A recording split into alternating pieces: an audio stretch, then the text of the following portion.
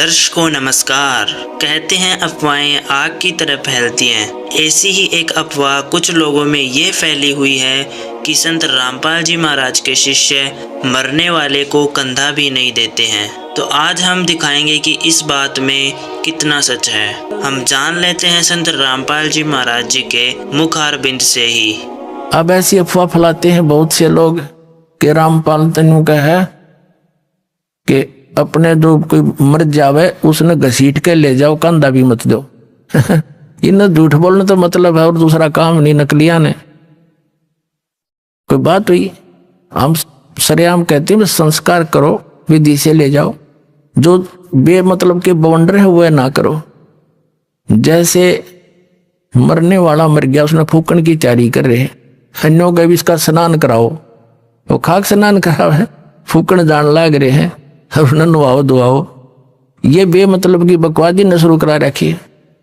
फिर क्या है, जैसे कफन है मुर्दे को ढकने के लिए एक पर्याप्त है। अब क्या परंपरा बना रखी है, आसपास के जितने भी व्यक्ति होंगे, घर हैं जैसे उसके 10-20 घर हैं आसपास के कुल के लोग, तो 10 के 10 चादर डालेंगे उसके ऊपर और उन्हें फिर फूकने जाएंगे। तो बात तो ये एक्स्ट्रा वेजेंस बे मतलब की बकवाद। एक कफन डालो। तो हमारे विरोधियों ने क्या अफवाह फैला रखी थी कि रामपाल तनु का कफन भी मत डालो। रामपाल नु का है ये एक्स्ट्रा मत डालो, एक अवश्य डालो। ये तो चादर भी डालना तो नाट्य है। बुढ़िया मर जाओ उस पास की 20 चुंदड़ी डालेंगी, 20 एक बतेरी ढक के ले जाना, फूक का आना है। बता क्या मतलब है ये। तो इस तरह की जो अनावश्यक परंपरा है यह खत्म करनी पड़ेगी हमने। कोई बुद्धि से काम लो, नो थोड़ा कोई किसी के कहने से धक्के से मैं कह रहा हूं। ये ऐसे प्रमाण दूंगा कि आप अपने आप मानना पड़ेगा आपको, इसकी आवश्यकता ही नहीं है। तो इस प्रकार ये जो क्रियाएं हमने अननेसेसरी बना ली, ये परंपराएं, ये भी हमारे भक्ति बाधक है। जो भक्ति नहीं करता कुछ भी करो, हमने क्या दिक्कत है। जो डॉक्टर के ट्रीटमेंट के अंडर है तो डॉक्टर उसी के लिए परहेज बताता है। दूसरा से कितना रोगी हो उसकी दवाई ना ले रहा हो, क्या बताओगा उसको परहेज, कुछ भी खा मर। तो कहने का भाव ये है पुण्यात्माओं कि आप यहां गलत स्थान पर आ गए। ये रहने का स्थान नहीं है। अब परमात्मा ने आकर ये ज्ञान दिया कि और ज्ञान सब ज्ञान डी, कबीर ज्ञान सो ज्ञान। और जैसे गोला तोब का इब करता चला मैदान। ये तोब का गोला है तत्व ज्ञान परमात्मा का दिया हुआ, और कर दिया सारा साफ। थोड़े दिन लगेंगे और घना टाइम ना लगे, क्योंकि अब तो विस्फोट सा हो रहा है।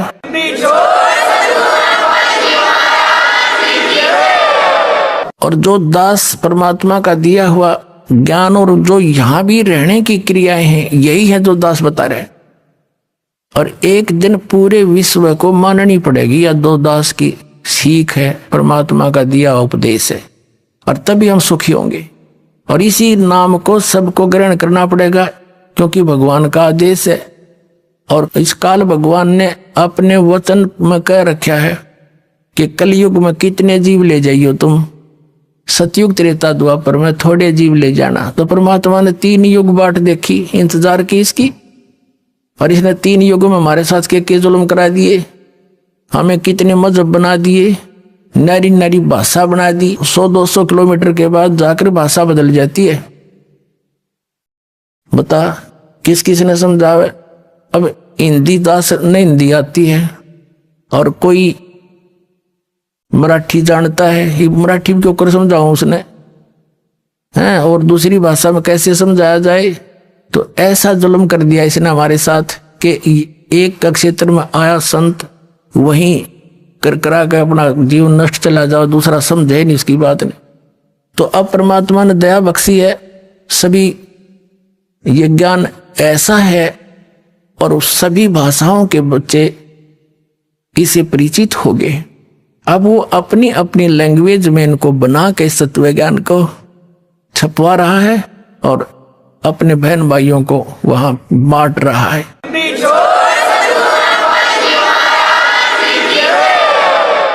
तो परमात्मा ने ये मीडिया बना दिया। इसके अंदर भी एक बताते हैं कैसा सॉफ्टवेयर बनने वाला है, कुछ बन भी गया है। कि वो किसी भी भाषा का हो, सभी भाषाओं में वो उसको कन्वर्ट कर देता है। दया भी दया परमात्मा ने करी आपके ऊपर। तो पुण्यात्माओं परमात्मा कहते हैं और ज्ञान सब ज्ञान डी, कबीर ज्ञान सो ज्ञान, और जैसे गोला तोब का अब करता चला मैदान। तोब के गोले का आगे किले नहीं डट्या करे हैं, एक का बढ़ा दिया करे, 2-3 लागे बात तो निशान नहीं पावे। तो ये परमात्मा का तोब का गोला है। और ये सोच ले एक किस्म का भी परमाणु बन गया। असली परमाणु दास ने बनाया है अज्ञान के नाश करने का और सत्य को ऊपर उभारने का। एक पुस्तक जहां भी भक्त बांट आते हैं उस परिवार पर कृपा होती है, आसपास के सुन सुना के वो भी उनसे पूछते हैं, फिर पुस्तक ग्रहण करते हैं। और वो क्योंकि अज्ञान गणा है, कई भक्त ने कहा जी 2 वर्ष पहले पुस्तक ली थी और आज दया हुई आपकी, बताओ इतना ज्ञान बना रखा है। एक भक्त आया महाराष्ट्र का, वो कहने लगा जी एक सांगली शहर है महाराष्ट्र में, सांगली, और वहां कोई आपकी भक्त ज्ञान गंगा बांटे थे। मेला लगा हुआ था हमारे धार्मिक, और मैं था भगवान शंकर का पुजारी, उसके अतिरिक्त मैं किसी ने मानू नहीं था। हमारे साथ मेरा भाई था छोटा 10-12 वर्ष का, और हम सारा परिवार मत्था टेकने जावा थे शिव के मंदिर में। बड़ा मेला था वहां का। वहां पुस्तक बेच रहा था तो उसमें लिखा हुआ था कौन ब्रह्मा का पिता है, कौन विष्णु की माँ, ये ऐसे ऐसे। वो छोटा भाई जाकर हमसे पिता नहीं कैसे घूम, पहले वो लेने चला था, मैंने मना कर दिया कि ना ये तो बकवास लेकर रखी है ना। जब तो वो मेरे साथ आ गया, फिर पता नहीं कब निकल के गया, वो किताब खरीद लिया वहां से, बुक, और छुपा कर रख ली उसने। जब मैं गाड़ी से उतरने लगा तब देखा मैंने वो पुस्तक ले रहा हो हाथ में, उसे मैंने छीन ली और मेज पर उल्टी रख दी कि इसके दर्शन भी नहीं करूं।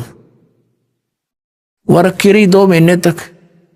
एक बार मेरा कुछ ऐसी टेंशन बनी, कुछ ऐसे सर्कमस्टांस बन गए, मेरा सिर पाटन हो गया, घनी टेंशन हो रही किसी बात की, और मैं बाहर बैठ गया चेयर लेके।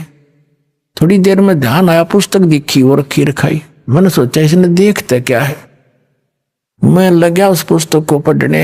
ओए होए, मेरी तो टेंशन मतलब याद भी कोई ना कतकीत गई, और 3 दिन कंटिन्यूस पड़ी। अरे सह परिवार लेकर आ गया परमात्मा का बच्चा, सारे परिवार को।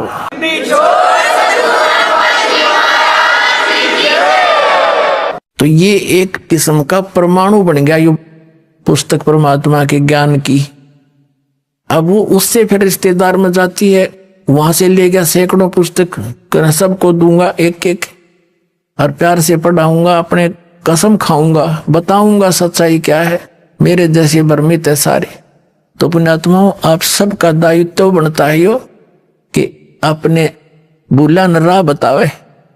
और पहले जब बताना, जब आपका विश्वास हो जाए कि दास सच्ची कह रहा है, ना भूल के भी इसका जिक्र ना करना जब तक आपका विश्वास ना हो। और विश्वास तो दास करा के छोड़ देगा। कोई बड़का का लेख है, भगवान के बताया हुआ ज्ञान इसमें इतनी भी मेन मेख नहीं पा सकती, और ये स्वीकार करना पड़ेगा, एक दिन आएगा।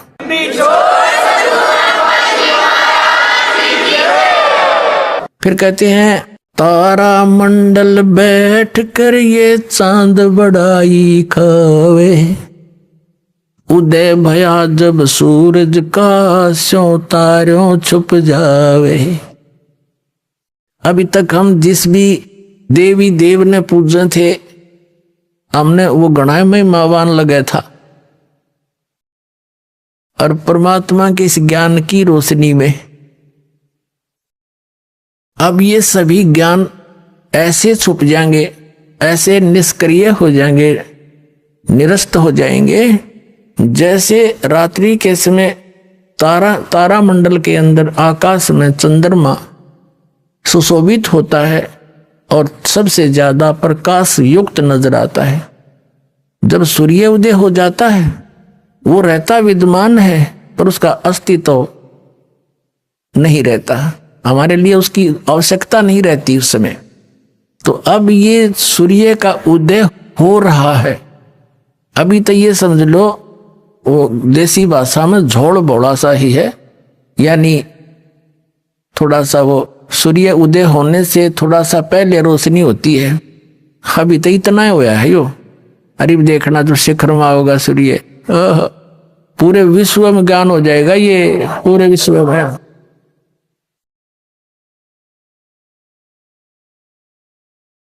तो परमात्मा क्या बताना चाहते हैं कि आप यहाँ के वासी नहीं हो, आप सतलोक में रहा करते, वहां सारे सुख थे, और अपने पैर पे आप कुहाड़ा मार लिया। ये दास एक जूनियर इंजीनियर था इसमें, कंस्ट्रक्शन सिविल के अंदर, हरियाणा में इरिगेशन डिपार्टमेंट। तो वहां पर एक बहन अपने 2 बच्चों को लेकर मजदूरी करने आई हुई, और वह लड़की मजदूरों की जैसी नहीं लगे थी। फिर भी कोई इतना विशेष ध्यान निगाह में कोई बात नहीं, पता नहीं परमात्मा किस घर में कैसा बालक हो जाए। फिर वो रो रही थी, रोने लगी। कुछ देर बाद दूसरे तीसरे दिन जब हम दोबारा गए, उससे पूछ बैठा, भाई बहन क्या बात है, क्यों रो रही हो? वहीं पर और कई भक्त बैठे थे, वो सिवा वो थे दूसरे मजदूर बैठे थे, बेलदार वगैरह, उनकी बहनें पत्नियां थी। वह बहुत बुरी तरह रो ही रही थी। उसने थोड़ी सी देर बाद से फिर बताई साची कि मैं ऐसे ऐसे एक बहुत बड़े घर की बेटी थी, सेठ है मेरा पिताजी, बहुत बड़ा पैसे वाला, और मुझे सारी सुविधा थी, और जो मेरा पति है ये हमारे यहाँ नौकर रहा करता, और मैं इसके जाल में फंस गई। मैं इतनी प्रभावित होगी, मेरे माता पिता मेरे आगे रो भी दिए, उन्होंने मेरे पैर भी पकड़ दिए, बेटी कुछ भविष्य देख ले तू अपना, तू कहाँ जा रही है, रोटी टाइम पे मिले नेगी, क्या हाल होगा तेरा, लेकिन फिर हम तेरे को घर नहीं बढ़न देंगे, या तू पक्की सोच लिए। मैंने एक नहीं मानी, और इस मेरे पति की बातों में इतनी फंस गई, हम वहां से घर से भाग आई। अब ये जो मैं पैसा लेकर आई थी 1-2-4 लाख रुपए, वो खर्च कर दिए, शराब पीता है। अब मैं मजदूरी करती हूँ और वो मेरे पैसों से शराब पीता है, और बोल लूं तो मैंने रोज कूटे। अब कोई मेरा वाली वारस रहा नहीं कि तो मैं दुख रोज दूं जाके, मैंने अपने पैर पे आपको वाड़ा मार रखे। तो पुण्यात्माओं, आज आपकी वो दशा है, आप उस समर्थ ने छोड़ के इस कंगाल के साथ आ गए, और यहाँ हर एक चीज का टोटा, समय पर टूक नहीं, वर्षा हो जा 2 दाने हो जा, ना भूखे मर जा, अकाल गिर जा। तो अब जैसे पुण्यात्माओं उस समर्थ को, उस स्थान को छोड़कर आप यहां भिखारी बन गए, और वहां सदा व्रत था, यहां टाइम पर टूक नहीं मिल रहा, 90% हैंड टू माउथ है,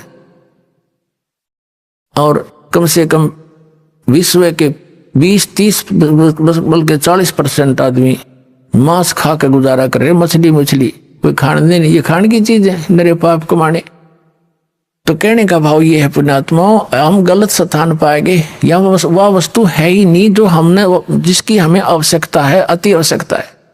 किस किस चीज की आवश्यकता है? तो मृत्यु नहीं होनी चाहिए।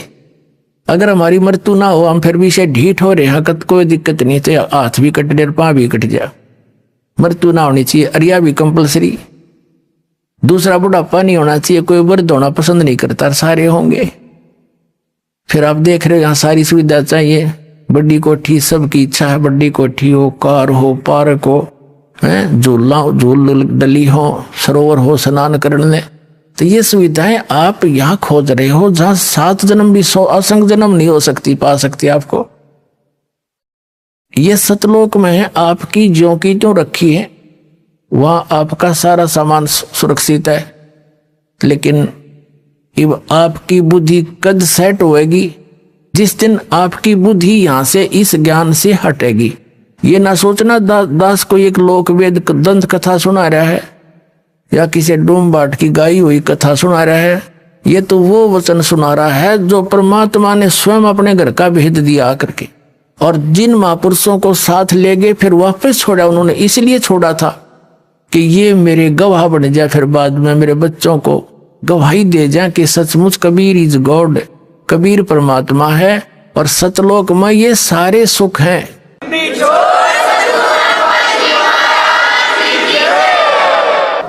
और वहां जाया कैसे जाता है?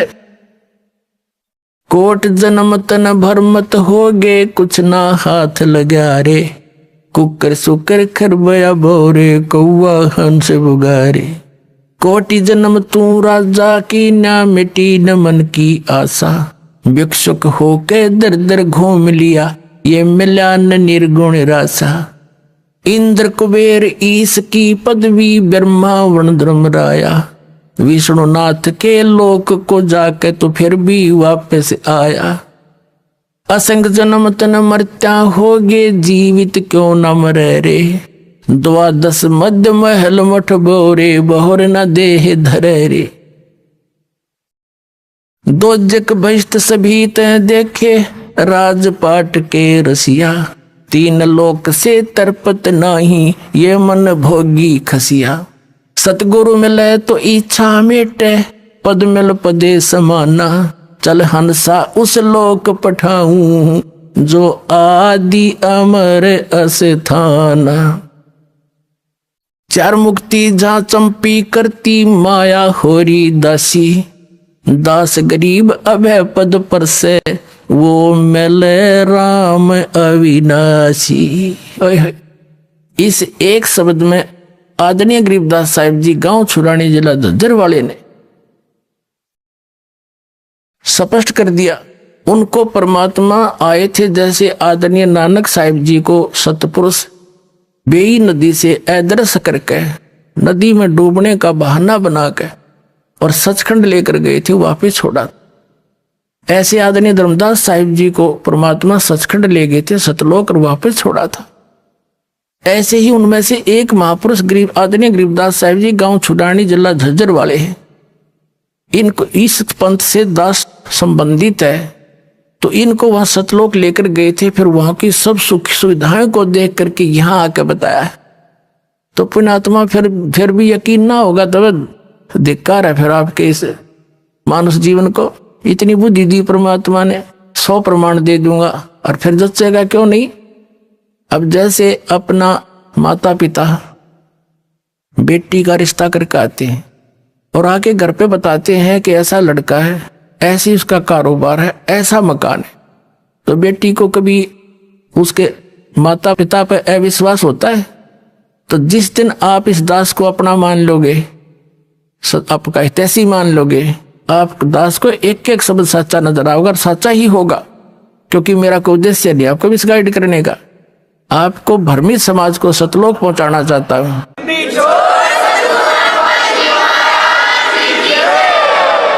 तो आदरणीय गरीबदास साहिब जी क्या बता रहे हैं कि कोट जन्म तन भरमत हो गए, कुछ नहीं हाथ लगा रे, कुकर सुकर खरबा बोरे, कौआ हंस बुगारे, कुत्ता गधा सुअर बना, और कोटि जन्म तू राजा की न। अब हम राजा बनना चाहते हैं कि करोड़ बार बन लिया तू राजा, एक बार नहीं, एक एक प्राणी करोड़ करोड़ बार राजा बन लिए।